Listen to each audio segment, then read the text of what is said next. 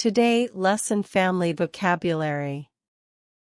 Mother, äiti, father, isä, brother, veli, sister, sisko, son, poika, daughter, tytär, parents, vanhemmat, children, lapset, child, lapsi, stepfather, isäpuoli, stepmother, äitipuoli, stepsister, siskopuoli, stepbrother, velipuoli, son-in-law, vävy, daughter-in-law,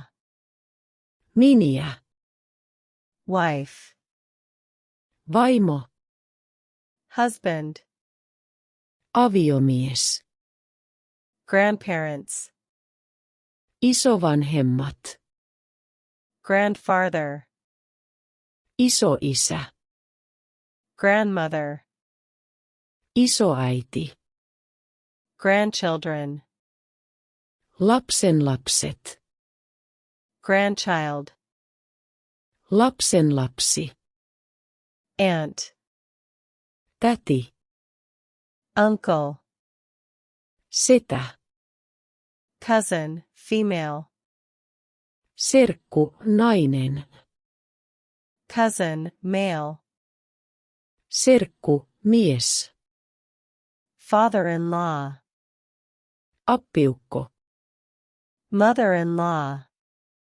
anoppi, brother-in-law, lanko, sister-in-law, käly, relative.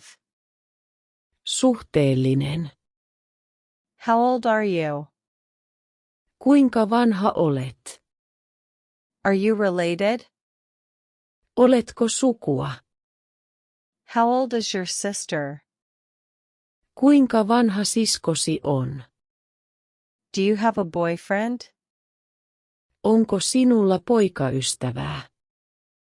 Do you have a girlfriend?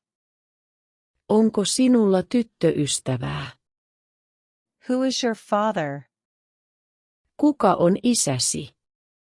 Are you married? Oletko naimisissa? Do you have children? Onko sinulla lapsia? Is she your mother? Onko hän äitisi? Hei hei,